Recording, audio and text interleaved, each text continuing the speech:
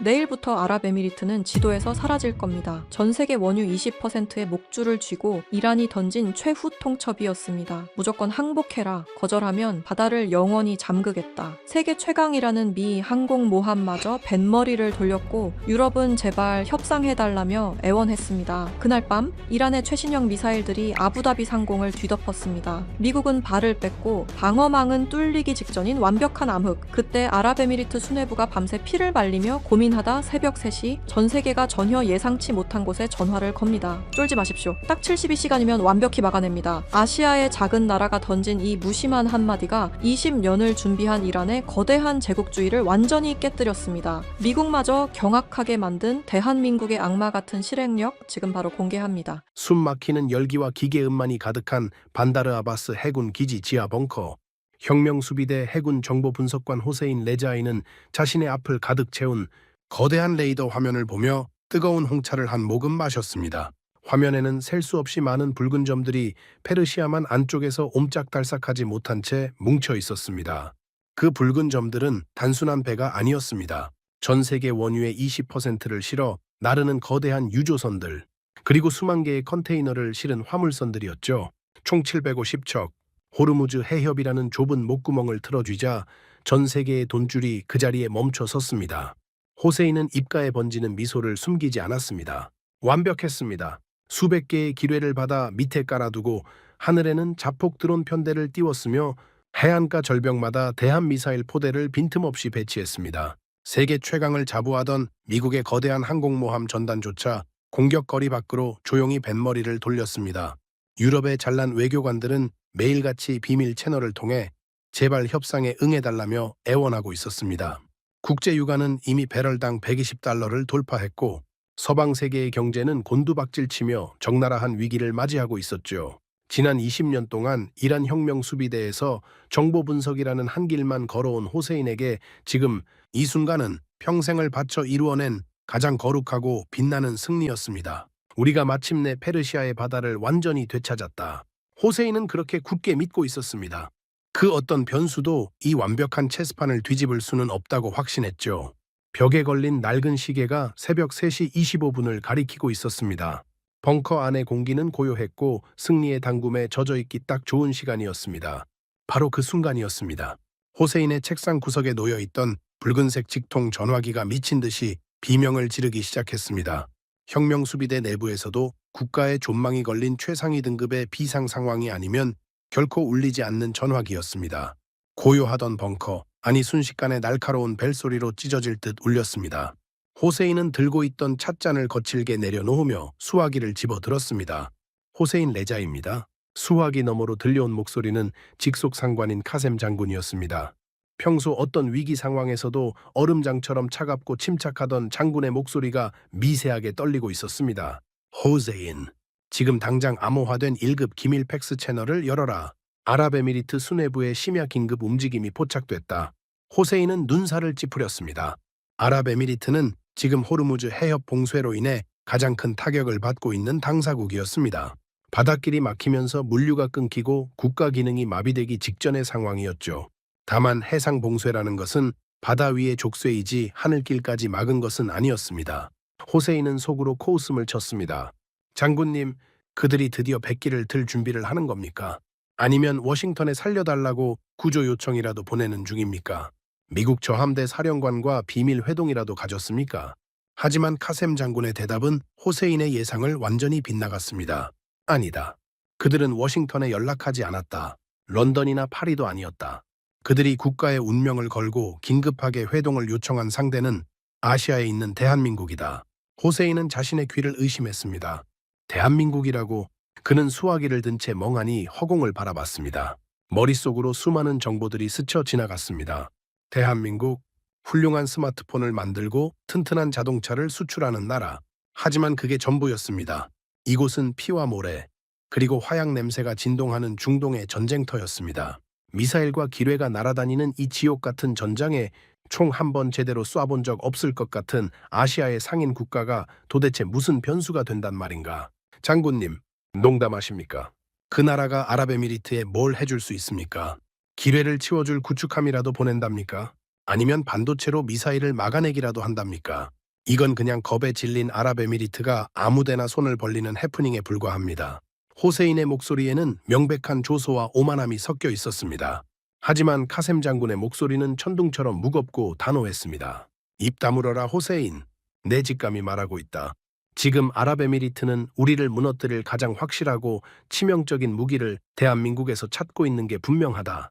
당장 그들이 한국과 무슨 거래를 했는지, 한국이라는 나라가 가진 진짜 능력이 무엇인지 바닥까지 긁어서 분석해라. 해가 뜨기 전까지 내 책상 위에 완벽한 보고서를 올려놓아라. 전화는 일방적으로 끊어졌습니다. 호세인은 짜증 섞인 한숨을 내쉬며 암호화된 기밀 팩스 기계에 전원을 켰습니다. 붉은색 경고등이 번쩍이더니 기계가 굉금을 내며 두꺼운 서류 다발을 토해내기 시작했습니다. 총 4개의 파일이었습니다. 호세인은 여전히 불쾌함을 지우지 못한 채 첫 번째 파일의 봉인을 거칠게 뜯어냈습니다. 서류의 겉면에는 아랍에미리트 긴급 방공망 재편 및 추가 도입 문서라는 제목이 적혀 있었습니다. 그 문서를 펼치는 순간까지만 해도 호세인은 자신이 얼마나 우물 안의 개구리였는지 전혀 깨닫지 못하고 있었습니다. 그저 서류 작업에 집착하는 답답한 상부의 지시에 분노할 뿐이었죠. 하지만 그때는 몰랐습니다. 이 몇 장의 종이 다발이 자신이 평생을 바쳐 구축해온 조국의 완벽한 해상, 봉쇄망을 산산조각 낼 악마의 설계도였다는 것을 말입니다. 호세인은 콧방귀를 뀌며 문서의 첫 페이지를 넘겼습니다. 그곳에는 불과 얼마 전 겨울 혁명수비대가 아랍에미리트의 핵심 시설을 향해 야심차게 쏘아 올렸던 대규모 미사일 공습 작전에 대한 상세한 적국의 레이더 로그 기록이 담겨 있었습니다. 우리가 완벽한 대승을 거두고 축배를 들었던 바로 그날 밤의 작전. 그런데 레이더 기록을 읽어 내려가던 호세인의 동공이 미친 듯이 흔들리기 시작했습니다. 문서에 적힌 활자들이 그의 뇌를 강타했습니다. 그것은 단순한 오타나 오류가 아니었습니다. 호세인의 심장 박동이 빨라지고 손끝이 미세하게 떨려왔습니다. 자신이 20년 동안 쌓아 올린 정보관으로서의 자부심과 조국의 압도적인 무력에 대한 절대적인 믿음이 그 문서의 첫 줄에서부터 처참하게 금이 가고 있었습니다. 서류에 적힌 그 믿을 수 없는 숫자 하나가 호세인의 이성과 논리를 무참히 짓밟고 있었습니다. 그들이 축배를 들었던 그날 밤의 진실은 이란 혁명수비대가 알고 있던 것과는 완전히 다른 끔찍한 결말을 가리키고 있었습니다. 서류를 쥔 호세인의 손가락 끝이 미세하게, 그러나 통제할 수 없을 정도로 떨려왔습니다. 그의 시선은 첫 번째 문서의 중간쯤에 인쇄된 굵은 글씨의 숫자에 못 박힌 듯 고정되어 있었습니다. 그건 도저히 현실 세계에서, 그것도 국가의 명운이 걸린 실전 상황에서 나올 수 없는 기괴한 숫자였습니다. 96%. 호세인은 마른 침을 꿀꺽 삼켰습니다. 지하 벙커 안의 서늘한 공기에도 불구하고 그의 입에는 굵은 땀방울이 맺히기 시작했습니다. 시계를 되돌려 불과 몇 주 전 늦겨울의 어느 밤으로 돌아가 봅니다. 그날 반다르 아바스 해군 기지는 축제 분위기였습니다. 미국의 폭격에 대한 피해 보복으로 혁명수비대는 아랍에미리트의 핵심 심장부를 향해 12발의 최신형 순항 미사일과 단거리 탄도미사일을 동시에 쏘아 올렸습니다. 호세인도 그날 밤 작전 통제실에 있었습니다. 거대한 화염을 뿜으며 밤하늘로 솟구치던 12개의 불기둥을 보며 장군들은 주먹을 불끈 쥐고 환호했고 참모들은 서로 부둥켜 안고 환호성을 질렀습니다. 수십 년간 막대한 예산을 쏟아부어 깎고 다듬은 이란 국방과학의 결정체였습니다. 엄청난 속도로 저공 비행하며 목표물을 향해 내리꽂히는 그 미사일들은 아랍에미리트의 공군 기지와 주요 인프라를 말 그대로 불바다로 만들 것이라 확신했습니다. 이튿날 아침이면 적들은 잿더미 위에서 백기를 들고 살려달라며 기어올 것이라고. 그 벙커에 있던 모두가 의심치 않았습니다. 그런데 지금 호세인의 눈앞에 놓인 아랍에미리트군 방공망 레이더의 초정밀 로그 데이터는 그날 밤의 환호성이 얼마나 멍청하고 우스꽝스러운 총흑이었는지를 잔인하게 증명하고 있었습니다. 데이터 기록에 따르면 아부다비 상공으로 진입하던 혁명수비대의 미사일 12발 중 무려 11발이 지상에 닿기도 전에 허공에서 흔적도 없이 증발해버렸습니다. 목표물을 불과 몇 초 남겨둔 그 아슬아슬한 순간에 정체불명의 요격 미사일들이 엄청난 속도로 솟구쳐 올라와 이란의 자랑거리들을 공중에서 산산조각 내버린 것입니다. 파편조차 주요 시설을 비껴가 사막 한가운데로 떨어졌습니다. 인명피해 제로, 핵심 시설 피해 제로. 말도 안 돼. 이건 완벽한 조작이다. 호세인은 거칠게 혼잣말을 내뱉으며 안경을 벗어 책상 위에 던졌습니다. 두 눈을 거칠게 비비고 다시 문서를 들여다봤지만 인쇄된 숫자는 변하지 않았습니다. 실전에서 미사일을 상대로 96%의 요격률을 기록한다는 건 군사학적으로 기적에 가깝습니다. 전 세계 방산 시장을 쥐락펴락하는 미국의 자랑, 걸프전 시절 초기형 패트리어트 미사일 시스템조차 실전 요격률은 기껏해야 40에서 50%를 맴도는 수준이었습니다. 그래서 호세인은 당연히 그날 밤 미군의 최신형 방어 체계가 요격에 나섰을 것이라 짐작했고 서너 발은 막아내더라도 나머지 7, 8발은 반드시 목표물을 초토화시켰을 것이라 계산했던 것입니다.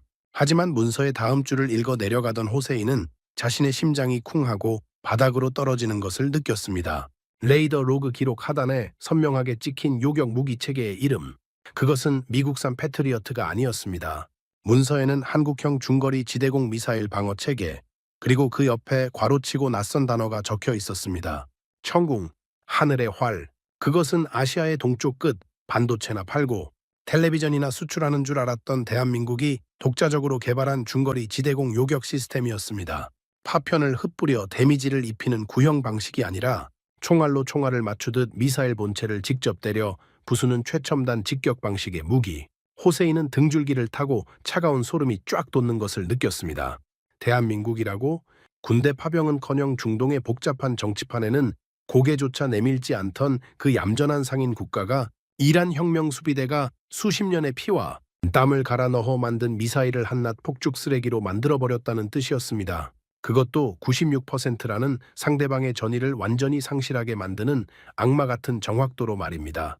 그날 밤 아부다비의 수백만 시민들은 밤하늘에서 소리 없이 번쩍이는 섬광을 보며 그저 마른 번개가 치는 줄 알고 평온하게 잠을 잤을 것입니다.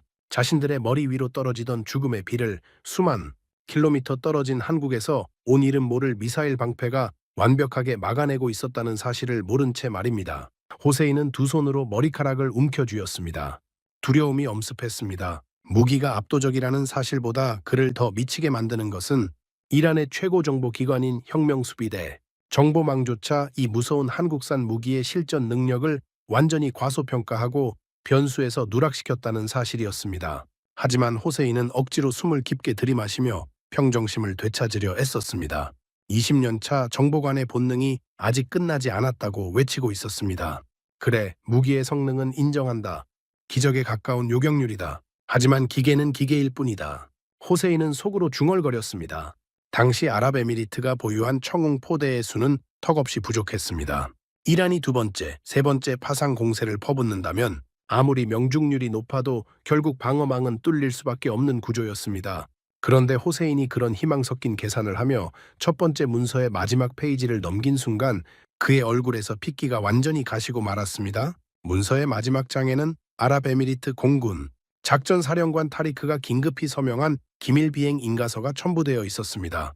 목적지는 대한민국의 대구공항, 그리고 비행 날짜는 이란의 미사일 공습이 실패로 돌아가고 불과 며칠이 지나지 않은 시점이었습니다. 절차도 외교적 수사도 계약서의 복잡한 조항도 모두 건너뛴 채 아랍에미리트 최고위층이 직접 초대형 군용 수송기를 몰고 한국으로 날아갔다는 뜻이었습니다.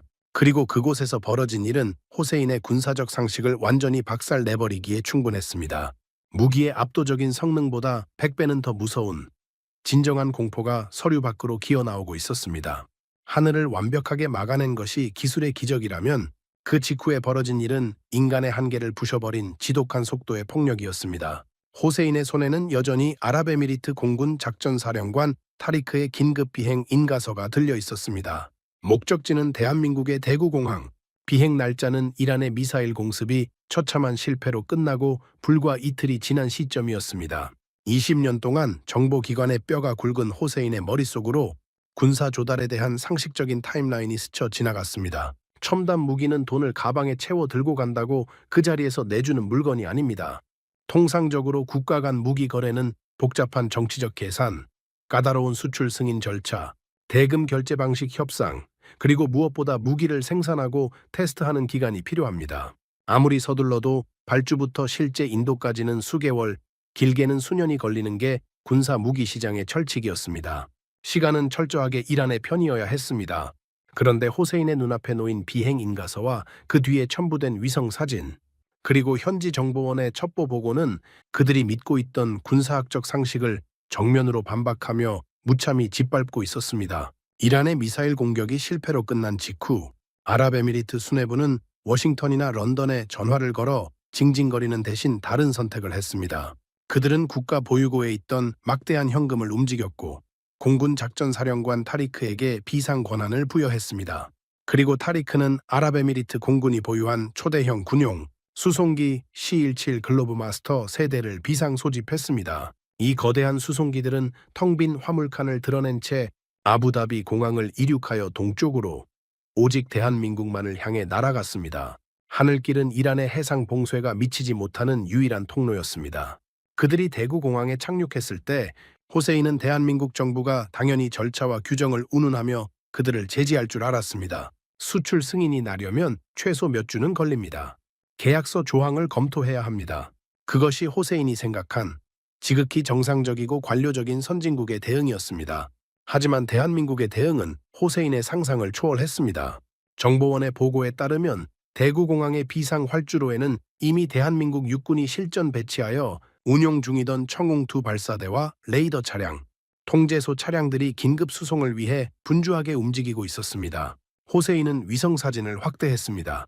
한국군의 마크가 선명하게 찍힌 청궁2 요격 미사일 차량들이 아랍에미리트의 거대한 수송기, 화물칸 속으로 미끄러지듯 들어가고 있었습니다. 대한민국은 규정과 절차를 따지는 대신 대통령의 긴급 명령해 자신들이 실전 운용하던 무기, 심지어 창고에 쌓아둔 물량도 아닌 국방의 핵심 전력을 그 자리에서 뽑아내어 아랍에미리트에 넘겨주고 있었던 것입니다. 자신들이 쓸 무기를 그 자리에서 내줬다고? 이 상인놈들이 미친 게 분명하다. 호세인의 입에서 거친 신음이 터져 나왔습니다. 이건 군사 조달이 아니라 불이 난 이웃집에 자신의 집에 있던 소화기를 통째로 들고 뛰어가는 꼴이었습니다. 전 세계 그 어떤 무기 수출국도 심지어 미국조차도 이런 식의 미친 딜리버리는 하지 않습니다. 더 무서운 것은 그 첩보 보고에 적힌 시간이었습니다.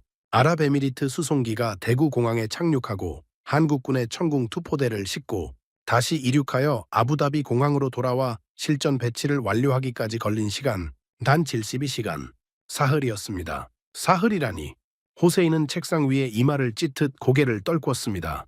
그것은 이란 혁명수비대의 정보 분석팀이 미사일 재고를 파악하고 다음 공격 좌표를 수정하는 데 걸리는 시간보다도 짧았습니다. 우리가 미사일 몇 발을 창고에서 꺼내 발사대에 거치하기도 전에 아랍에미리트는 한국에서 날아온 새로운 방패를 이미 완벽하게 배치해둔 것입니다. 호세인의 머릿속으로 기괴한 상상이 스쳐 지나갔습니다. 대구 공항의 그 72시간 동안 한국의 기술자들과 군인들은 잠을 잤을까? 아니, 그들은 아마도 잠을 자지 않았을 것입니다. 계약서에 적힌 납기를 지키기 위해, 아니 불이 난 이웃의 생명을 구하기 위해 자신들의 피와 땀을 갈아 넣어 72시간이라는 물리적 시간을 압축해버린 것입니다. 그것은 기술의 경지를 넘어선 지독한 책임감과 성실성이 만들어낸 기적이자 폭력이었습니다. 무기의 성능이 압도적이라는 사실보다 호세인을 더 깊은 절망 속으로 몰아넣은 것은 바로 이 대한민국의 미친 실행 속도였습니다. 우리는 미사일 1만 발을 가지고 있어도 그것을 쏘기 위해 준비하는 시간 동안 저들은 한국에서 새로운 방패 1만 개를 가져와 꽂아둘 것입니다. 계산기를 두드리고 전략을 짜는 정보 분석이라는 행위 자체가 이 지독한 속도 앞에서는 아무런 의미 없는 총흙에 불과했습니다. 등줄기를 타고 식은땀이 흘러내렸습니다. 이란의 자랑이던 미사일 12발을 폭죽 쓰레기로 만들어버린 청웅의 압도적인 요격 능력, 그리고 그 무기를 실전 상황에서 사흘 만에 통째로 들여다 배치해버리는 대한민국이라는 나라의 이 미친 실행력, 이 두 가지 변수가 결합하는 순간 호세인은 이란 혁명수비대가 지난 수십 년간 쌓아 올린 군사적 우위가 모래성처럼 허무하게 무너져 내리는 소리를 들었습니다. 하지만 호세인은 이를 악물며 고개를 들었습니다. 하늘은 막혔다. 그건 인정한다. 하지만 전쟁은 결국 하늘이 아니라 땅에서 끝나는 법이었습니다. 이란의 진짜 변칙 무기는 아직 시작되지 않았습니다. 아랍에미리트는 거대한 모래 위에 세워진 신기루 같은 나라입니다. 무기가 아무리 많아도 전기가 끊기고 물이 끊기면 사막의 도시들은 일주일을 버티지 못하고 항복할 수밖에 없습니다. 하늘의 방패가 아무리 단단해도 지상의 심장을 멈추게 한다면 결국 승리는 이란의 것이었습니다. 호세인은 그런 희망적인 계산을 하며 떨리는 손으로 두 번째 파일을 집어들었습니다. 팩스 기계에서 토해낸 두 번째 문서의 겉면에는 아랍에미리트 전력망 및 핵심 에너지 시설 현황 보고서라는 제목이 적혀 있었습니다. 하지만 그가 두 번째 문서의 첫 줄을 읽는 순간 벙커 안의 공기가 갑자기 진공 상태가 된 것처럼 숨이 막혀왔습니다. 하늘의 방패보다 100배는 더 무서운 진정한 해결사가 지상에서 기다리고 있었습니다. 호세인은 애써 마른 입을 축이며 스스로를 위로했습니다.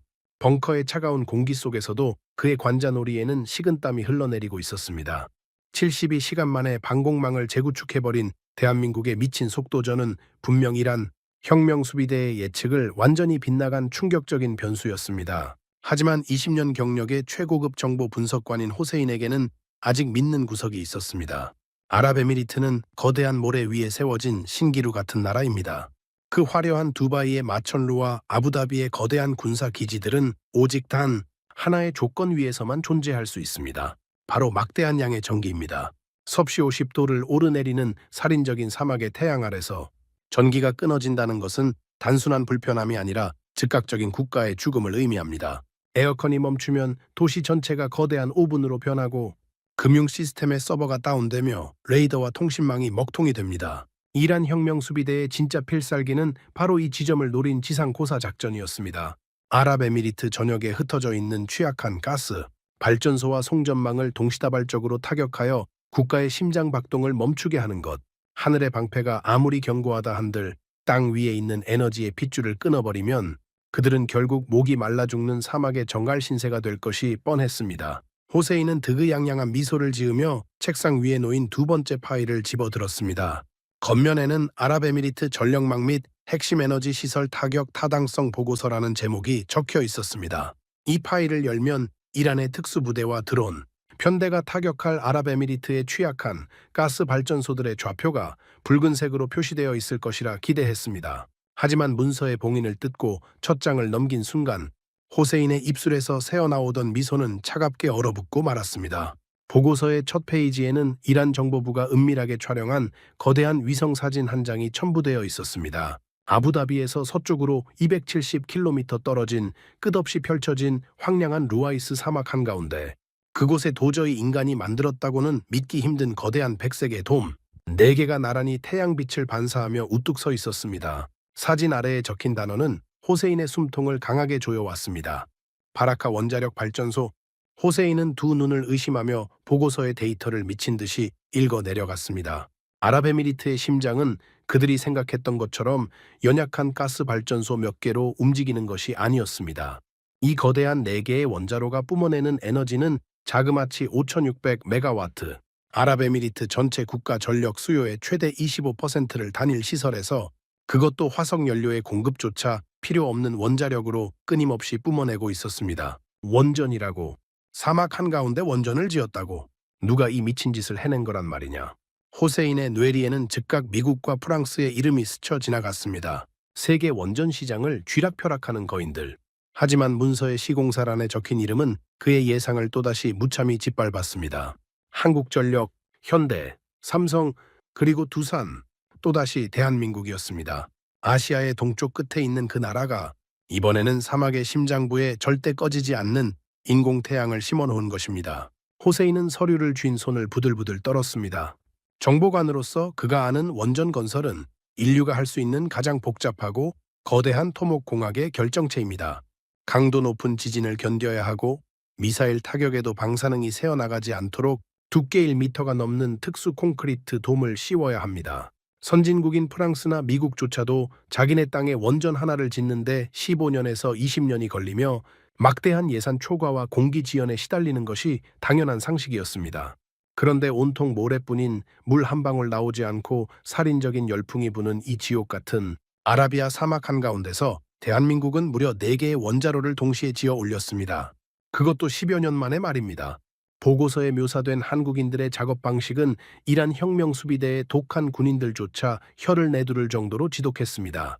섭씨 50도를 넘나드는 폭염 속에서 다궈진 철근을 맨손으로 만질 수 없어 얼음물에 장갑을 적셔가며 일했습니다. 살을 파고드는 모래폭풍이 몰아쳐도 서치라이트를 켜고 밤낮 없이 3교대로 콘크리트를 부었습니다. 세계 최고의 원전 전문가라 자부하던 프랑스 엔지니어들이 사막의 열기를 견디지 못하고 고개를 가로저으며 도망칠 때 한국의 노동자들과 엔지니어들은 이마에 흐르는 땀을 소금으로 버텨가며 단 하루의 납기 지연도 없이 약속한 날짜에 정확히 원자로에 불을 붙였습니다. 이것은 단순한 건축이 아니었습니다. 국가와 국가 간의 거대한 신의였고 자신들이 뱉은 약속은 하늘이 두 쪽, 나도 지킨다는 대한민국 특유의 무서운 뚝심이 만들어낸 기적이었습니다. 이 바라카 원전의 존재는 이란의 지상 고사 작전에 대한 완벽한 사형 선고나 다름없었습니다. 원자력 발전소의 특성상 항공기가 직접 충돌해도 견뎌내는 특수 경납 건물로 겹겹이 보호받고 있습니다. 게다가 이제 그 상공에는 한국이 72시간 만에 배달해준 천국 미사일 방패가 촘촘하게 둘러쳐져 있습니다. 이란의 구형 드론이나 미사일 몇 발로는 이 거대한 돔의 겉면조차 긁을 수 없다는 뜻이었습니다. 호세인은 깊은 좌절감에 빠져 의자 등받이에 몸을 기댔습니다. 이란이 아랍에미리트의 송전망 몇 개를 기습적으로 끊어낸다 한들 이 거대한 사막의 심장이 멈추지 않는 한 두바이의 불빛은 꺼지지 않을 것이고 군사기지의 레이더는 계속해서 이란을 감시할 것입니다. 한국은 아랍에미리트에게 단순히 무기를 판 것이 아니었습니다. 그들은 무너지지 않는 요새를 지어주고 영원히 멈추지 않는 심장을 이식해준 것입니다. 아시아의 작은 상인 국가라고 얕봤던 대한민국의 진면목이 호세인의 20년 정보관 커리어를 갈기갈기 찢어놓고 있었습니다. 하늘의 방패에 이어 지상의 심장마저 그들이 지키고 있었습니다. 하지만 호세인은 거친 숨을 몰아쉬며 다시 한번 핏발선 눈을 번뜩였습니다. 그의 입가에 비릿한 미소가 번졌습니다. 인간은 전기가 없어도 며칠을 버틸 수 있지만 물이 없으면 단 3일을 넘기지 못하고 죽어갑니다. 이란 해군이 바다를 틀어쥐고 있는 한 사막의 목마름은 반드시 아랍에미리트의 숨통을 끊을 것이었습니다.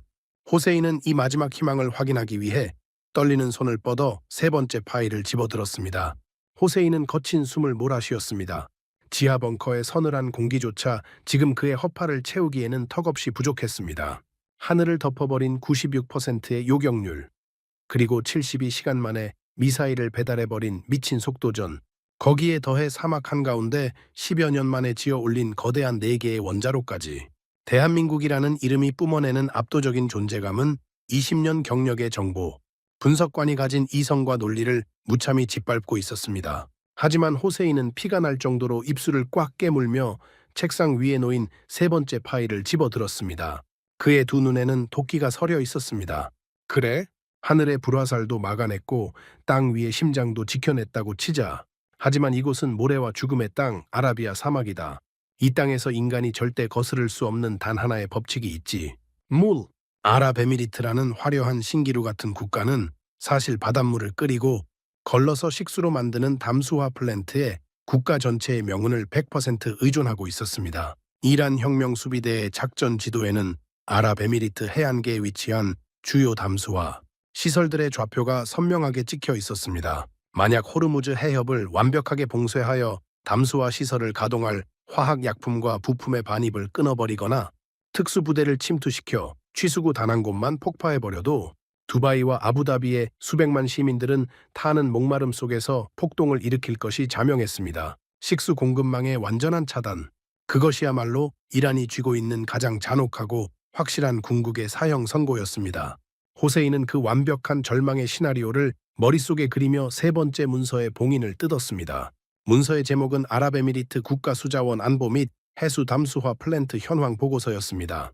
이 파일을 열면 아랍에미리트의 수자원이 얼마나 얄팍하고 연약한지, 그리고 우리가 언제든 그들의 목줄을 조를 수 있다는 안도감이 적혀 있을 터였습니다. 하지만 첫 페이지를 넘긴 순간 호세인의 귓께는 거대한 해일이 몰아치는 듯한 환청이 들려왔습니다. 그의 눈동자가 종이 위를 바쁘게 오갔고 이내 두 손이 사시나무 떨리듯 떨리기 시작했습니다. 문서 한가운데 첨부된 파노라마 사진, 그곳에는 끝이 보이지 않는 거대한 은빛 파이프라인들이 복잡한 미로처럼 얽혀있는, 그야말로 도시 하나 크기의 거대한 금속 요새가 사막과 바다의 경계선에 우뚝 서 있었습니다. 사진 아래에 적힌 재원표는 호세인의 숨통을 강하게 조여왔습니다. 하루 담수 생산량 70만 톤, 70만 톤이라니. 호세인은 멍하니 숫자를 중얼거렸습니다. 그것은 아부다비 시민 200만 명이 동시에 마시고 씻고 쓰고도 남을, 그야말로 사막에 인공강을 하나 만들어버린 수준의 압도적인 수량이었습니다. 구형 방식인 바닷물을 끓이는 방식이 아니라 엄청난 압력으로 바닷물을 특수 필터에 통과시켜 순수한 맹물만 뽑아내는 최첨단 역삼투압 방식의 초대형 플랜트였습니다. 이 거대한 생명의 샘이 뿜어내는 물 덕분에 이란이 다른 중소형 담수화 시설 몇 개를 파괴하거나 부품 공급을 끊어버린다 해도 아랍에미리트는 거뜬히 수개월을 자급자족하며 버틸 수 있는 완벽한 수자원 독립을 이룩해버린 것입니다. 어떻게 이런 괴물 같은 시설을 눈치채지 못했지? 대체 언제 이걸 다 지은 거란 말이냐? 호세인은 이빨을 갈며 문서의 시공사란을 확인했습니다. 그리고 그곳에 적힌 이름을 본 순간 그는 하마터면 비명을 지를 뻔했습니다. 대한민국? 또다시 대한민국이었습니다. 한국의 중공업 기업이 이 거대한 프로젝트의 총괄 시공을 맡아 완성해낸 것입니다. 하지만 호세인을 진짜 미치게 만든 것은 그 플랜트의 거대한 규모나 최첨단 기술력이 아니었습니다. 문서의 하단, 붉은색 형광펜으로 밑줄이 그어져 있는 건설 공사 기간. 그 짧은 숫자가 호세인의 심장에 비수를 꽂았습니다. 26개월. 호세인은 책상을 강하게 내리쳤습니다. 거짓말 마라. 어떻게 이딴 거대한 플랜트를 26개월 만에 지어? 말도 안 되는 헛소리다. 정보관인 호세인도 중동의 건설 시장 생태계를 누구보다 잘 알고 있었습니다. 하루 70만 톤 규모의 초대형 역삼투압 담수화 플랜트를 사막에 짓는다는 것은 극한의 난이도를 자랑합니다. 세계 최고의 담수화 기술을 가졌다고 콧대를 높이던 유럽의 거대 건설사들과 엔지니어들은 하나같이 입을 모았습니다. 최소 44개월, 아무리 밤낮으로 작업해도 44개월은 절대적으로 필요한 물리적 시간입니다. 그들은 와인을 마시며 여유롭게 계산기를 두드렸고 사막의 혹독한 환경을 핑계로 공기를 넉넉하게 잡았습니다. 아랍에미리트 정부가 식수 부족의 위기감을 느끼고 제발 공사 기간을 단축해달라고 애원했지만 서구의 전문가들은 오만하게 고개를 저었습니다. 불가능하다는 것이었죠. 바로 그때 대한민국이 등장했습니다. 한국의 엔지니어들은 복잡한 계상이 대신 흙먼지 묻은 도면을 들고 나타나 아랍에미리트 정부에 짧고 단호하게 선언했습니다. 44개월은 너무 깁니다. 우리는 26개월 안에 첫 번째 맑은 물을 뿜어내겠습니다. 유럽의 전문가들은 미친 짓이라며 비웃었습니다. 사막의 지반, 살인적인 폭염, 복잡한 파이프라인의 수압 테스트까지 절대 불가능한 숫자라고 조롱했죠. 하지만 한국인들은 그 비웃음을 뒤로한 채 곧바로 작업복을 입고 사막으로 뛰어들었습니다. 호세인이 읽어 내려간 정보부의 관찰 보고서는 당시 한국인들의 작업 현장을 마치 전쟁터처럼 묘사하고 있었습니다. 태양이 내리쬐어 체감 온도가 60도에 육박하는 한낮, 땀구멍으로 모래가 파고드는 숨막히는 모래 폭풍 속에서도 한국의 건설 현장은 단 1초도 멈추지 않았습니다. 유럽의 엔지니어들이 시원한 에어컨 아래로 대피할 때 한국의 근로자들은 작업조를 3중으로 편성하여 24시간 내내 거대한 강관을 용접하고 기초를 다졌습니다. 무더위로 낮에 도저히 콘크리트를 부을 수 없자 그들은 한밤중에 초대형 얼음 공장을 돌려 콘크리트에 얼음을 섞어 붓는 기상천외한 방법까지 동원했습니다. 왜 그렇게까지 해야 합니까? 현지 감독관이 묻자 땀범벅이 된 한국의 현장 소장은 무심하게 대답했습니다. 우리가 계약서에 26개월이라고 적었으니까요. 한국인은 한다면 합니다. 그 지독하고도 무식할 정도의 맹렬한 성실함, 44개월이라는 전 세계의 상식을 완전히 박살내버리고 무려 18개월을 앞당겨 26개월 만에 사막 한가운데 거대한 파란색 맹물을 뿜어 올렸을 때 아랍에미리트의 수뇌부들은 눈물을 흘리며 환호했고 유럽의 거대 기업들은 경악 속에 입을 다물지 못했습니다. 이것은 단순히 물을 만드는 기계를 판 것이 아니었습니다. 대한민국은 말라 죽어가는 사막의 국가에게 생명의 동아줄을 그것도 세상에서 가장 빠르고 튼튼하게 엮어서 내려준 것입니다. 호세인은 어깨에서 힘이 빠지며 의자 깊숙이 파묻혔습니다. 눈앞이 아득해졌습니다. 미사일을 통한 하늘의 위협은 천궁이 찢어버렸고 전력망을 마비시키려는 지상의 고사 작전은 바라카 원전이 버텨내고 있습니다. 그리고 마지막 숨통을 끊어버릴 식수봉쇄 작전마저 한국이 26개월 만에 뚝딱 만들어버린 저 거대한 담수화 플랜트가 완벽하게 막아내고 있었습니다. 무력감. 20년 동안 조국 이란의 완벽한 해상, 봉쇄와 주변국 고사 작전을 기획했던 최고 엘리트 정보관 호세인의 뼈저린 무력감이었습니다. 하늘도 전기도 물도 이란이 쥘 수 있는 모든 타격 수단이 단 하나의 국가, 대한민국에 의해 무참히 도륙난 상태였습니다. 하지만 호세인은 텅 빈 눈으로 허공을 응시하다 이내 두 주먹을 꽉 쥐었습니다. 그의 눈빛에 마지막 남은 광기가 서려 있었습니다. 그래, 인정한다. 한국이라는 나라는 미쳤다. 방어망, 인프라, 전부 세계 최고다. 하지만 호세인은 자리에서 벌떡 일어나 벽에 걸린 거대한 중동 지도를 노려보았습니다. 그의 시선은 페르시아만과 오만해를 잇는 좁고 붉은 목구멍 호르무즈 해협에 꽂혔습니다. 하지만 바다는 다르다. 이곳은 인간이 콘크리트를 붓고 파이프를 엮는다고 어찌할 수 있는 땅이 아니다. 우리는 지형의 축복을 받았다. 750척의 배들이 저 바다에 갇혀 있다. 전 세계 물류의 20%가 통과하는 이 좁은 뱃길에 기뢰를 깔고 대한 미사일을 겨누고 있는 한, 우리가 물리적으로 바다를 쥐고 있는 한 너희들은 결코 우리를 이길 수 없다. 방패가 아무리 단단해도 성문을 걸어 잠그고 밖으로 나갈 수 없다면 그것은 영원한 감옥일 뿐입니다. 호세인은 이 물리적인 바다의 족쇄만큼은 한국의 그 어떤 첨단 기술이나 성실함으로도 뚫어낼 수 없다고 확신했습니다. 지도를 옮길 수는 없는 노릇이니까요. 호세인은 마지막 남은 오만함을 방패 삼아 책상 위 가장 깊은 곳에 놓인 네 번째 파일을 집어들었습니다. 아랍에미리트와 대한민국이 은밀하게 추진 중이라는 합동 타당성 조사 보고서. 이 파일을 여는 순간 호세인은 바다를 틀어쥐고 있다는 자신의 마지막 확신마저 갈기갈기 찢겨나갈 것임을, 상상을 초월하는 대한민국의 진짜 미친 프로젝트가 기다리고 있음을 아직은 전혀 알지 못했습니다. 호세인은 핏발선 눈으로 지하실 벽면 전체를 덮고 있는 거대한 중동 작전 지도를 노려보았습니다.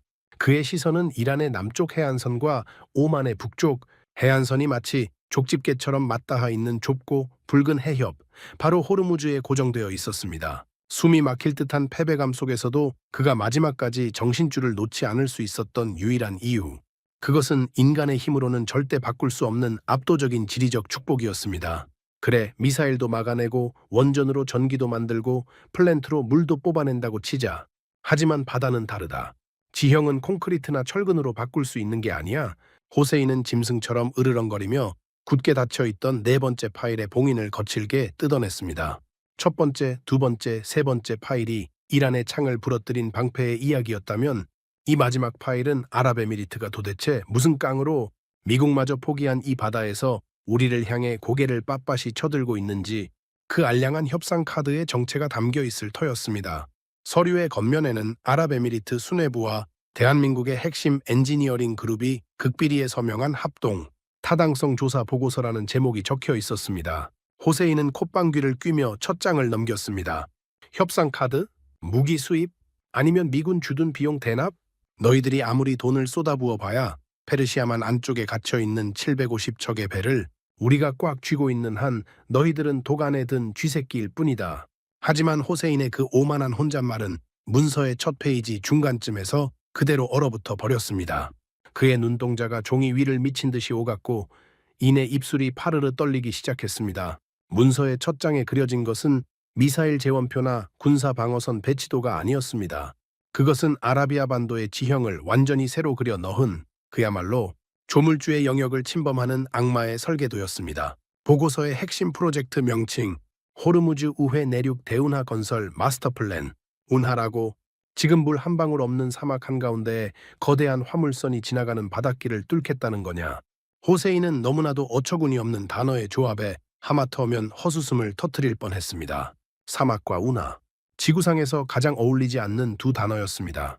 하지만 보고서에 첨부된 수십 장의 정밀한 위성 지형도와 지질 분석 데이터, 그리고 한국의 엔지니어들이 직접 작성한 시공 단면도와 굴착 토사량 계산표를 넘겨보는 순간 호세인의 헛웃음은 뼛속까지 시려오는 거대한 공포로 변해갔습니다. 프로젝트의 규모는 인간의 상식을 아득히 초월하고 있었습니다. 페르시아만 안쪽의 아랍에미리트 서부 해안에서 시작된 굵은 파란색 선이 황량한 사막과 험준한 하자르 바위 산맥을 그대로 관통하여 호르무즈 해협 바깥쪽, 즉 이란의 기뢰와 미사일이 절대 닿을 수 없는 안전한 오만해의 푸자이라 항구까지 거침없이 뻗어 있었습니다. 그 파란색 선의 길이 무려 180km, 초대형 원유 운반선과 거대한 컨테이너선이 동시에 교행할 수 있도록 폭은 최소 300m로 파내고 수심은 20m 이상을 파내려가는 인류 역사상 가장 거대하고 미친 토목 공사였습니다. 세계 물동량을 책임지는 이집트의 수에즈 운하가 190km, 파나마 운하가 280km 남짓입니다. 수에즈 운하는 무려 10년이 넘는 세월 동안 수만 명의 목숨을 갈아 넣으며 팠고, 파나마 운하 역시 제국주의 시대 미국의 국운을 걸고 나서야 겨우 완성한 피의 수로였습니다. 그런데 이 거대한 바닷길을, 그것도 지반이 무너져 내리는 모래사막과 단단한 안반층이 뒤섞인 최악의 지형을 180km나 뚫어버리겠다고 나선 것입니다. 파내야 할 흙과 바위의 양만 수십억 톤에 달했습니다. 만약 이 미친 운하가 정말로 뚫리게 된다면 이란 혁명 수비대가 지난 20년간 천문학적인 예산을 쏟아부으며 호르무즈 해협에 촘촘하게 깔아놓은 수천 개의 기뢰와 대함 미사일 포대들은 하루아침에 아무도 지나다니지 않는 똥물 위의 고철 덩어리로 전락해버립니다. 지리적 축복이라 굳게 믿었던 호르무즈 해협 자체가 완벽하게 무용지물이 되는, 그야말로 이란의 숨통을 단번에 끊어버리는 지정학적 융단 폭격이었습니다. 미친놈들, 이건 기술적으로 절대 불가능해. 사막의 바닷물을 끌어들이면 염분 때문에 주변 땅이 전부 썩어 문드러질 거다. 게다가 운하의 수위를 유지할 그 막대한 담수는 어떻게 조달할 건데. 호세인은 발악하듯 서류의 결점을 찾으려 눈을 부릅떴습니다. 영국이나 프랑스의 최고급 토목 공학자들조차 이 구상 앞에서는 고개를 저으며 현실성 없는 종이 쪼가리라고 폄하했던 프로젝트였습니다. 하지만 다음 장을 넘긴 호세인은 한국의 엔지니어들이 내놓은 그야말로 악마 같은 통찰력 앞에 완전히 무릎을 꿇고 말았습니다. 한국인들은 단순히 땅을 파서 바닷길만 내겠다는 1차원적인 생각이 아니었습니다. 도면에는 운하 건설과 동시에 운하를 따라 초대형 해수 담수화 플랜트 수십 개를 병렬로 건설한다는 치밀한 계획이 적혀 있었습니다. 바닷물을 끌어들여 배를 띄우는 동시에 그 물을 즉각적으로 정수하여 운하의 수위를 조절하고 주변 사막을 거대한 곡창지대와 스마트팜으로 만들어버리겠다는 상상 초월의 발상. 방어망, 에너지, 식수, 그리고 이제는 국가의 지도를 통째로 바꿔버리는 지리적 재창조까지. 대한민국이라는 나라는 이란이 던진 거시적인 안보 위기 앞에서 단순히 수비만 하는 것이 아니라 아예 체스판 자체를 뒤엎어버리고 새로운 지구의 룰을 만들고 있었습니다. 보고서의 마지막 페이지에 적힌 시공주체. 그곳에는 한국의 거대 건설 컨소시엄 마크가 선명하게 찍혀 있었습니다. 72시간 만에 미사일 방어망을 깔아버리고 바라카 원전을 10여 년 만에 지어 올렸으며 하루 70만 톤의 담수화 플랜트를 26개월 만에 뚝딱 만들어낸 바로 그 괴물 같은 집단이었습니다. 그들이라면 모래폭풍을 뚫고 바위산을 부수어 기어코 바닷길을 열어낼 것이 분명했습니다. 호세인의 두 다리에서 툭 하고 힘이 풀렸습니다. 털썩 소리와 함께 그는 차가운 벙커 바닥에 주저앉았습니다. 그의 눈앞에 펼쳐진 레이더 화면 속 페르시아만 안쪽에 갇혀있는 750척의 배들. 불과 1시간 전까지만 해도 세계를 쥐고 흔드는 절대 권력의 상징이었던 그 붉은 점들이 이제는 아무런 의미 없는 초라한 흔적으로 보이기 시작했습니다. 하늘도 막혔다. 땅의 심장도 거칠게 뛰고 있다. 물은 마르지 않고 이제는 우리가 최후의 보루로 틀어쥔 유일한 바다마저 통째로 도둑맞을 판이다. 20년 동안 쌓아 올린 이란 해양 봉쇄, 전략의 완벽하고도 처참한 사망 선고였습니다. 호세인은 떨리는 두 손으로 얼굴을 감싼 채 괴기스러운 웃음을 터뜨렸습니다. 미국의 핵 항공모함 100척이 몰려와도 눈 하나 깜짝하지 않을 자신이 있었건만 총 한 발 쏘지 않는 아시아의 작은 반도 국가가 팩스 문서 4장으로 이란 제국을 완벽하게 해체해버린 것입니다. 하지만 미친 듯이 웃던 호세인의 얼굴이 서서히 굳어지기 시작했습니다. 극도의 공포와 허탈감이 지나간 자리에 도저히 풀리지 않는 하나의 거대하고 무거운 의문이 그의 뇌리를 묵직하게 강타했습니다. 이 180km의 대운하 프로젝트는 단순한 토목 공사가 아닙니다. 국가의 운명을 통째로 뒤바꾸는 일이며 수백조 원이 들어가는 세기의 대역사입니다. 아랍에미리트 수뇌부는 도대체 무엇을 믿고 국가의 명운이 걸린 이 거대한 지휘봉을 초강대국인 미국도 유럽의 전통적인 우방국도 아닌 아시아의 대한민국에 전적으로 맡기려 하는 것일까요? 단순히 미사일을 잘 만들어서? 원전을 흠집 없이 빨리 지어줘서? 아닙니다. 중동의 복잡하고 피비린내 나는 정치판에서 단순히 기술력과 일하는 속도만으로 국가의 심장과 혈관을 통째로 내어주는 바보 같은 군주는 세상에 존재하지 않습니다. 기술과 자본의 이면에는 반드시 인간과 인간, 국가와 국가 간의 절대적인 맹신이 있어야만 가능한 계약이었습니다. 호세인의 시선이 책상 밑에 떨어져 있던 마지막 첨부 파일, 누렇게 바랜 낡은 흑백 사진들이 클립으로 철해져 있는 역사 아카이브 문서를 향했습니다. 그 문서를 집어들고 첫 장을 넘긴 순간 호세인은 대한민국이라는 나라가 가진 진짜 무서운 본질, 전 세계 그 어떤 초강대국도 감히 흉내낼 수 없는 지독한 신뢰의 실체를 마주하게 됩니다. 차가운 벙커 바닥에 주저앉은 호세인의 손끝에 책상 밑으로 떨어져 있던 누렇게 바랜 낡은 서류철 하나가 닿았습니다. 대우나 프로젝트 보고서에 가장 마지막에 첨부되어 있던 부록이었습니다. 호세인은 텅 빈 눈동자로 그 낡은 서류철의 겉면을 넘겼습니다. 아랍에미리트 수뇌부가 국가의 명운이 걸린 180km 대운하의 지휘봉을 왜 초강대국 미국이 아닌 아시아의 작은 나라 대한민국에 쥐어주었는지에 대한 해답이 그곳에 숨어 있을 터였습니다. 호세인은 당연히 그 서류 안에 한국과 아랍에미리트 간의 은밀하고도 거대한 군사동맹 조약이나 상상을 초월하는 천문학적인 뇌물 혹은 뒷돈이 오간 검은 금융거래 내역이 적혀 있을 것이라 짐작했습니다. 중동의 피비린내 나는 모래바람 속에서 철저한 이익과 공포의 교환 없이 수백조 원짜리 국가의 혈관을 통째로 내어주는 일은 절대 일어나지 않기 때문입니다. 하지만 첫 페이지를 넘긴 호세인의 눈에 들어온 것은 복잡한 금융거래, 내역서도 비밀 군사 조약문도 아니었습니다.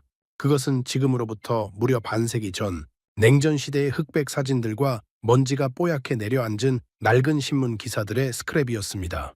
호세인은 미간을 찌푸리며 기사들의 제목을 하나씩 읽어 내려갔습니다.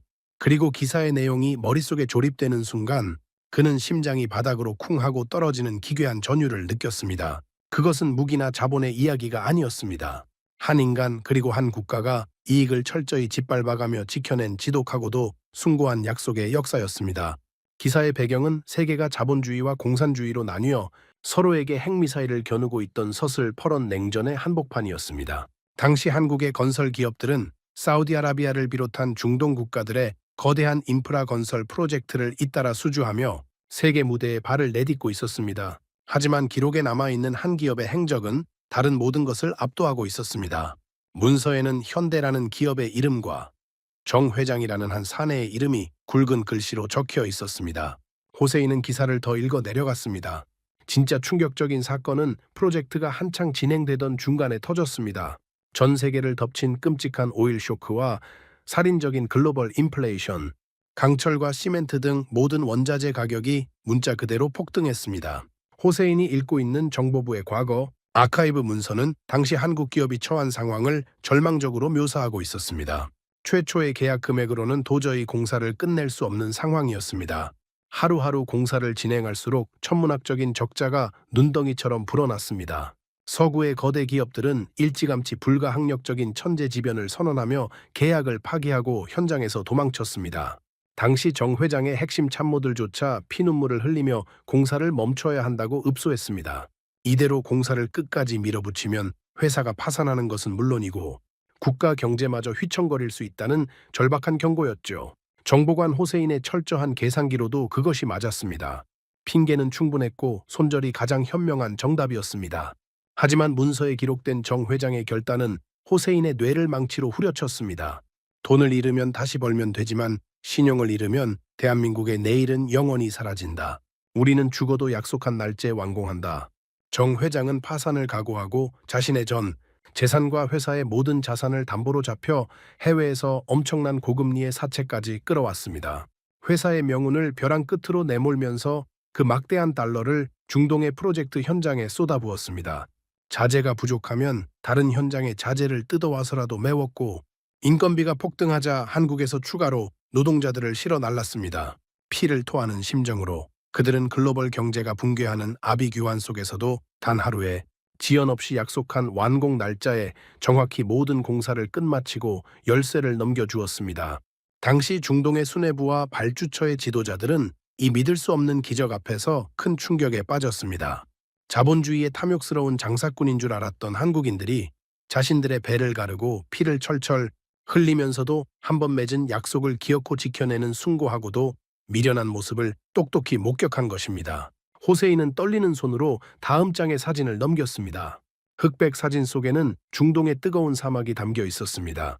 한국이 보여준 이 지독한 신용의 서사는 당시 막대한 오일 달러를 손에 쥐고 국가 인프라 건설을 준비하던 중동의 왕족들에게 전설처럼 퍼져나갔습니다. 아랍에미리트, 사우디아라비아, 쿠웨이트, 사막의 지도자들은 복잡한 입찰 서류와 유럽인들의 교만한 브리핑 대신 한국이라는 나라의 여권 하나만을 보고 천문학적인 공사를 턱턱 맡기기 시작했습니다.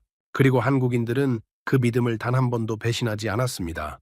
섭씨 50도의 폭염 속에서도 멈추지 않았고, 심지어 호세인 자신의 조국인 이란과 이라크가 피 터지게 싸우던 전쟁 기간 동안에도 서방의 모든 기업이 짐을 싸서 달아날 때 한국인들은 안전모를 쓴 채 묵묵히 중동의 공사 현장을 지켰습니다. 폭탄이 떨어져도 그들은 도망치지 않고 약속을 지켰습니다. 그리고 불과 몇 해 전 전 세계가 전염병의 공포에 질려 국경을 닫고 백신과 마스크를 무기화하며 각자 도생할 때 아랍에미리트에 가장 먼저 아무런 조건 없이 100만 장의 마스크와 진단키트가 가득 실린 수송기를 띄운 나라도 바로 대한민국이었습니다. 문서의 가장 마지막 장, 아랍에미리트 수뇌부가 대운하 프로젝트의 파트너로 한국을 단독 지명하며 남긴 짧은 결의문이 적혀 있었습니다. 우리는 단순히 흙을 파내고 콘크리트를 붓는 기술자를 찾는 것이 아니다. 국가의 운명이 걸린 이 바닷길은 세상이 두 쪽 나도 우리의 손을 놓지 않을 형제에게만 맡길 수 있다. 반세기 동안 단 한 번도 우리를 배신하지 않은 대한민국, 그들만이 이 길을 열 자격이 있다.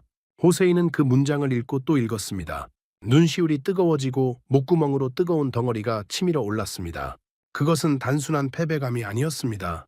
인간이라는 존재가 보여줄 수 있는 가장 위대한 헌신과 국가라는 이름이 가질 수 있는 가장 무서운 무형의 자산 앞에 바치는 철저한 굴복이자 경외감이었습니다. 이란 혁명 수비대는 지난 20년 동안 공포로 중동을 지배하려 했습니다. 대한 미사일을 만들고 기뢰를 깔고 드론을 띄워 이 바다를 지나려면 우리에게 무릎을 꿇으라고 협박했습니다. 하지만 공포는 더 큰 공포 앞에서 언제나 무너지는 얄팍한 무기일 뿐입니다. 반면 대한민국은 반세기라는 아득한 시간 동안 자신들의 피와 땀을 갈아 넣어 절대 무너지지 않는 신용의 제국을 중동의 모래 위에 세웠습니다. 미사일은 공장에서 한 달이면 찍어낼 수 있지만 반세기의 신뢰는 그 어떤 천문학적인 돈을 쏟아부어도 하루아침에 살 수 없는 인류 최고의 무기였습니다. 그들은 총성 한 번 울리지 않고 피 한 방울 흘리지 않고 오직 자신들이 흘린 정직한 땀방울 하나로 이란이 자랑하던 철의 봉쇄망을 모래성처럼 허물어버린 것입니다. 우리는 기술에서 진 것이 아니다. 애초에 이길 수 없는 싸움이었다. 공포는 결코 신용을 이길 수 없다. 호세인은 깊은 한숨을 내쉬며 벙커의 차가운 바닥에서 천천히 몸을 일으켰습니다. 그의 눈동자에 맺혀있던 광기와 오만함은 이제 완전히 사라지고 없었습니다. 흩어져 있던 4개의 기밀 파일과 반세기 전의 낡은 흑백 사진들을 하나하나 정성스럽게 쓸어담아 서류철 안에 고이 넣었습니다. 그의 발걸음은 무거웠지만 머릿속은 그 어느 때보다 맑고 선명했습니다. 이란의 자랑스러운 혁명 수비대가 펼친 호르무즈 해상 봉쇄 작전은 완벽하게 실패했습니다. 아니, 작전이 시작되기도 전에 이미 반세기 전부터 준비된 대한민국의 촘촘한 신뢰의 그물망 안에서 그들은 철저하게 농락당하고 있었던 것입니다. 호세인은 서류철을 굳게 쥐고 벙커의 무거운 철문을 열었습니다. 차갑고 어두운 복도를 지나 자신에게 무리한 분석을 지시했던 직속상관 카셈 장군의 집무실을 향해 천천히 걸음을 옮겼습니다. 장군이 자신에게 물었던 마지막 질문에 대한 해답이 이제 완벽하게 내려졌습니다. 이 기나긴 절망의 밤을 끝내고 조국 이란의 수뇌부에게 가장 비참하지만 가장 위대한 적국의 진실을 고해야 할 시간이었습니다. 호세인은 무거운 철문을 두 손으로 힘껏 밀고 들어갔습니다. 카셈 장군의 집무실은 짙은 시가 냄새와 함께 무거운 침묵이 내려앉아 있었습니다. 장군은 거대한 통유리 창밖으로 검게 일렁이는 밤바다, 페르시아만 안쪽에 갇혀있는 750척의 배들을 만족스러운 눈빛으로 내려다보고 있었습니다. 그 뒷모습은 페르시아 제국의 부활을 확신하는 오만한 정복자의 태도 그 자체였습니다.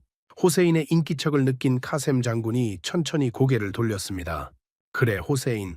밤새 아랍에미리트와 아시아 상인들의 거래 내역은 다 파악했겠지. 그들이 우리에게 바칠 항복 문서의 초안이라도 가져온 것이냐? 아니면 우리가 찔러 넣을 그들의 가장 연약한 아킬레스건을 찾아냈느냐? 호세인은 대답 대신 자신이 밤새 부여잡고 있던 4개의 두꺼운 서류철과 낡은 역사, 아카이브 문서를 장군의 거대한 마호간이 책상 위에 툭 하고 내려놓았습니다. 묵직한 마찰음이 집무실의 고요를 갈랐습니다. 장군님, 작전은 실패했습니다. 아니, 우리는 애초에 이길 수 없는 싸움을 시작한 겁니다. 카셈 장군의 미간이 좁혀졌습니다. 그의 입에 물려있던 식에서 매캐한 연기가 길게 뿜어져 나왔습니다. 방금 뭐라고 했나? 정보부 최고의 엘리트라는 놈이 지금 내 앞에서 패배를 입에 올리는 거냐? 750척의 배가 저 앞바다에서 우리의 처분만 기다리고 있다. 전 세계의 숨통이 우리 소나귀에 있는데 작전이 실패했다니 정신이 나간 거냐? 호세이는 흔들림 없는 하지만 지독하게 허탈한 눈빛으로 장군을 똑바로 쳐다보며 입을 열었습니다. 하늘을 덮으려던 우리의 미사일 12발 중 11발이 공중에서 증발했습니다. 미국산 패트리어트가 아닙니다. 아랍에미리트가 단 72시간 만에 수송기로 쓸어 담아온 한국산 천궁, 방어망이 96%의 요격률로 우리의 불기둥을 모조리 찢어 발겼습니다. 두 번째 공격을 준비해봐야 소용없습니다. 저들은 우리가 미사일 궤도를 수정하는 동안 한국에서 10배, 20배의 방패를 더 가져와 꽂아버릴 겁니다. 장군의 눈동자가 미세하게 흔들렸습니다. 하지만 그는 곧바로 책상을 내리치며 고함을 질렀습니다. 무기가 훌륭하다고 전쟁에서 이기는 게 아니다. 사막의 숨통은 땅에 있다. 전력망을 부수고 담수 시설을 끊어버려라. 단 일주일이면 그들은 타는 목마름 속에서 우리 발밑에 엎드릴 것이다. 그것조차 불가능합니다, 장군님. 호세인의 목소리는 오히려 쇳덩이처럼 차갑게 가라앉아 있었습니다. 사막 한가운데 방사능 경납고로 무장한 4개의 거대한 원자력 발전소가 돌아가고 있습니다. 한국인들이 모래폭풍을 뚫고 10여 년 만에 지어 올린 심장입니다. 드론 몇 개 날려서는 흠집조차 낼 수 없습니다. 식수도 마찬가지입니다. 44개월이 걸린다는 전문가들의 비웃음을 비웃듯 한국 건설사들이 단 26개월 만에 완공해버린 초대형 담수화 플랜트가 하루 70만 톤의 맹물을 뿜어내고 있습니다. 전기도, 물도 그들은 이제 완벽하게 자급자족하는 괴물이 되었습니다. 카셈 장군은 입에 물고 있던 시가를 바닥에 떨어뜨렸습니다. 믿을 수 없다는 듯 그의 턱관절이 부들부들 떨리기 시작했습니다. 무소불위의 권력을 휘두르던 이란 혁명수비대 최고사령관의 얼굴에 처음으로 당혹감이라는 감정이 스쳤습니다. 그렇다면 바다를 꽉 쥐어라. 기뢰를 1000개, 아니 10,000개를 더 깔아라. 저 호르무즈 해협을 한 척의 배도 통과하지 못하게 완전히 막아버려. 바닷길이 막히면 결국 굶어 죽는 건 그들이다. 장군의 마지막 발악과도 같은 외침에 호세이는 조용히 책상 위에 놓인 4번째 파일, 대운하, 타당성 조사 보고서를 펼쳐 장군 앞으로 밀어 넣었습니다. 도면에 그려진 180km의 거대한 파란색 선명한 줄기가 장군의 시선을 강탈했습니다. 그들은 더 이상 호르무즈를 지나지 않을 겁니다. 페르시아만에서 오만해로 이어지는 180km의 사막을 통째로 파내어 새로운 바다를 뚫는 타당성 조사에 착수했습니다. 운하와 농업, 담수화를 한 번에 엮어버리는 악마 같은 프로젝트입니다. 이 운하가 뚫리는 순간 장군님이 자랑하시던 이 바다의 봉쇄망은 아무도 지나다니지 않는 거대한 쓰레기장으로 전락합니다.